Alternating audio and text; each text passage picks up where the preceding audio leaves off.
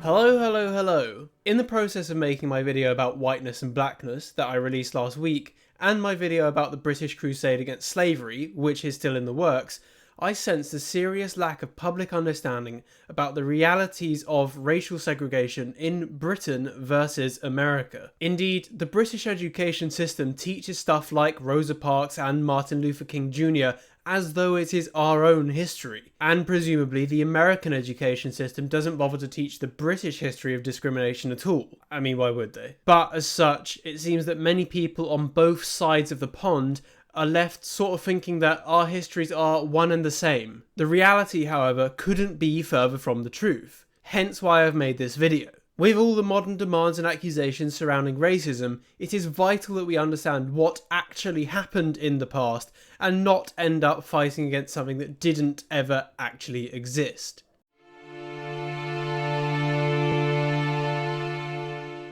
When discussing this topic, I think it's important to first understand the general attitude and beliefs about race in Britain and America pre-1960s. These differing attitudes are affected by two main factors: demographics and myth. First of all, demographics.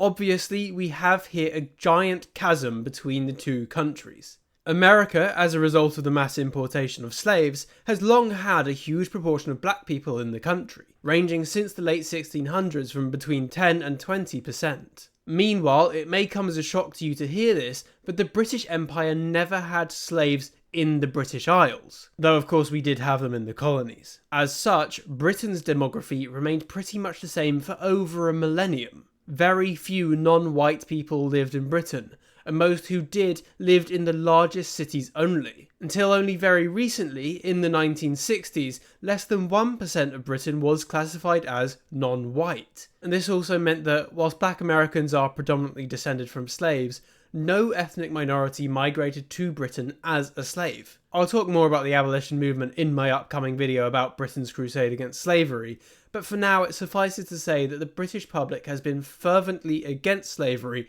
for centuries. That's the demographics though. In my view, demographics are secondary to the actual myths around race, which varied rather differently. The myth of Victorian Britain, as it came to race, is that of the mission to civilise. The British government viewed different peoples as being culturally civilised or uncivilised to varying extents. Some people, of course, viewed it along genetic lines, but for the most part, the mission was to manage these places, instill in them the civilised British institutions, and thus create a civilised populace across the empire. The desire was to help, and the belief was that they could be helped. In America, however, the existence of slavery there stood in contradiction to one of their founding myths, the myth of equality under God. We hold these truths to be self-evident, that all men are created equal. Daft Yanks. Naturally, to have the belief that all men are created equal, self-evidently, yet to have a whole racial group enslaved, you have an inherent contradiction. Now, we humans don't simply let contradictions stand, so the Americans felt the need to resolve this contradiction. And how did they do this? Well, instead of actually giving their slaves legal equality, they instead viewed them as subhuman. There you are, problem solved. They simply aren't human. Now, of course, black Americans do today have nominal legal equality, but the idea that they were subhuman was not so easily abandoned, which is exactly why they suffered such discrimination in the States, and why America was, and still is, so much more racist than Britain. There's a funny video actually, a Welcome to Britain 1943. It was a World War II video for American soldiers essentially explaining to the Americans that in Britain we are not racist. So the Americans need to be respectful of Britain's non-racist culture. I know, wild. Anyway, let's look at the policies.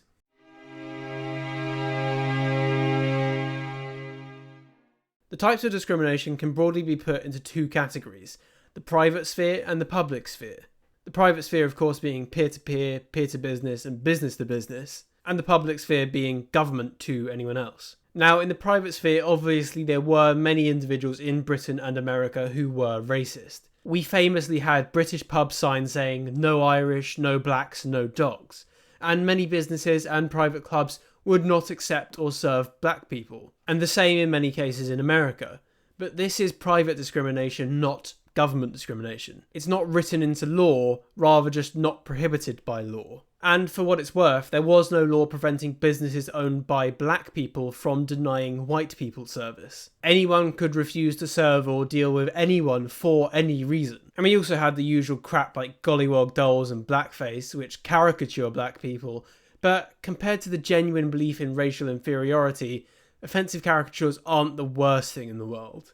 And then, of course, we did also have black people in zoos. However, it is vitally important to say that these people were not slaves, they were paid, and they were not coerced. Nowadays, of course, we understand how demeaning it is to sell your body in this way, but at the same time, when few people had actually seen a black man, you can understand that some people would be willing to pay to see one. It's uncomfortable and clearly dehumanising, but then again, I think the same of the other ways in which people sell their bodies, yet we still allow that. But yeah, America also had all of this stuff to a greater extreme, in my opinion. Blackface wasn't unheard of here, but it was really popularised there. And besides, at least Brits can say we never had anything like the KKK. But that's the private sphere. Where we see the biggest difference is the public sphere, by which I mean what's written into law. I'll put the list up on screen and look at a few of the points in more detail, but essentially marital discrimination, suffrage, legal rights, discrimination in public, things like services, toilets, taps, what have you, the segregation of education, residential segregation, and even slavery. None of this we had in the British Isles, yet all of this they had in America. But yeah, there was no law prohibiting a white man from marrying a black woman or so on in the UK. Yet in America such laws have existed from 1691 to 1967. In Britain, the right to vote hasn't always been universal, but race has never been a factor. The first black man to vote did so in 1774, long before even most white men could vote. In America, however, black people were forbidden from voting in many states until officially the 15th Amendment was ratified in 1870, though they weren't fully enfranchised de facto until the Voting Rights Act of 1965. And legal rights. In Britain, race has never been a factor. There was a period where there was discrimination, but this was discrimination against Catholics and no one else. Never along ethnic lines. In America, of course, famously this was not the case. Black people were commonly denied many rights in many states until the conclusion of the civil rights movement. And then the poster child of segregation, public segregation. Again, to my knowledge, as far as I've managed to research, there was never public discrimination in Britain. Whilst in America, black people were often forced to use separate taps, separate toilets, separate spaces, separate parts of the bus. No such discrimination of any such sort has ever existed in Britain. Why would we? It'd cost more, it would mean more hassle, it would contradict our firm sense of natural rights, and of course it'd be severely bloody racist for no bloody reason. So no, as much as our teachers can tell us about Rosa Parks and MLK Jr., we simply never had that sort of stuff here. Thank you very much. Same with education. We've never segregated it, America did. In fact, famously many ethnic minorities would come to our universities. And then the matter of residential discrimination. I mean, this is slightly trickier, as the existence of ethnic enclaves is pretty clear in Britain.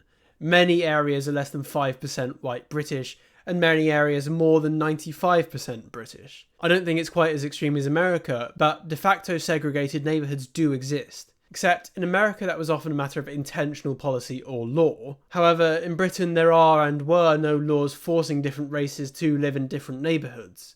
Instead, here it's happened because of social factors and a lack of integration. For example, a Bangladeshi fresh off the boat who speaks piss poor English will prefer to live near other Bangladeshis who speak the same native language, and generally would prefer to live near their families too. So they end up forming concentrated groups and rarely interact with native Brits. In fact, this is so prevalent that Southall train station now has its signs in English and a Punjabi language. But in Britain, we see this as a failure, and would prefer these people not to be forming concentrated neighbourhoods. In America, instead, the creation of so-called hoods was an intentional effort to get black Americans away from white Americans. And lastly, slavery.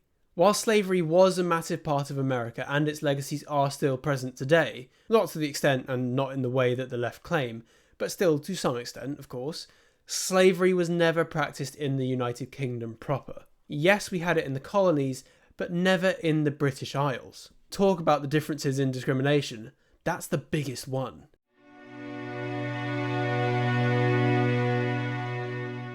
Now, there is an elephant in the room.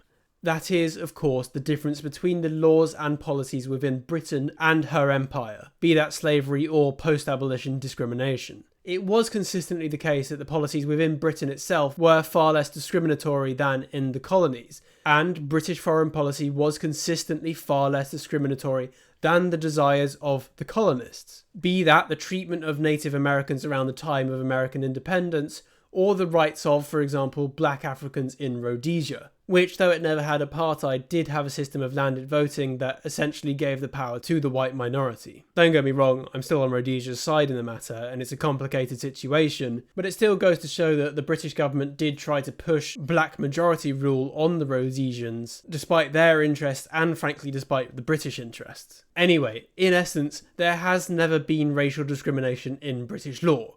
The discrimination in the colonies was, in many cases, enshrined in the laws and policies of the colonies themselves, not of London. The colonies were de facto self-governing and often de jure self-governing too, at least to large extents. Also, diplomacy and strategy is not as simple as forcing every colony to follow London's preferred anti-discrimination laws. Indeed, we saw with America and Rhodesia exactly what can happen when London is seen to overstep in colonial affairs. All of this is to say that I do not think it's fair to place the blame of imperial discrimination wholly on London's shoulders, nor did it have a noticeable impact on the desire for or against racial discrimination among Brits. If anything, discrimination in the colonies gave rise to greater anti-discrimination sentiment domestically.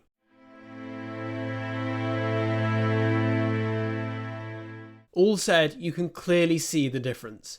America, due to its different historical myth of race, that of black people being genetically inferior, was far more discriminatory and far more racist. And it was that myth, not just the slavery. Few other countries that had slavery had Jim Crow-style discrimination laws post-abolition. Whilst individual Brits were of course racist, and whilst private businesses were of course discriminatory, there was no explicit systemic discrimination in British law. No segregated taps, no back of the bus, no zoning restrictions. Few people know this. It does bother me that our education system teaches Rosa Parks and teaches civil rights as though it was part of British history, when in fact it has nothing to do with us and doesn't apply to us. I grew up thinking that Britain discriminated against black people, whilst in fact there was no such domestic discrimination. Britain is one of the least racist countries in the world, yet we are taught to believe we were one of the worst offenders. It's a disgrace. The socialist fifth column has infected our institutions and produced generations of teachers and journalists that wish to paint Britain out to be the villain, when, in fact, we were consistently against discrimination and never had it domestically, except against Catholics for a few centuries, but never along ethnic lines. This is why I made this video. Britain's culture and institutions were the best in the world, yet we are given this narrative of the original sin of racism that flies in the face of the actual history. The more people see this, and the more who can understand that we are not what they accuse us of, the better. Even if this video only opens one person's eyes, that is a victory. Anyway, thanks for watching. If you like this video and think it's worth sharing, then I would encourage you to do so. If you want to support me, then I have a Buy Me a Coffee page where you can send me a £5 or more. And of course, I encourage you to let me know your thoughts in the comments. Other than that, like, subscribe, and God save the King.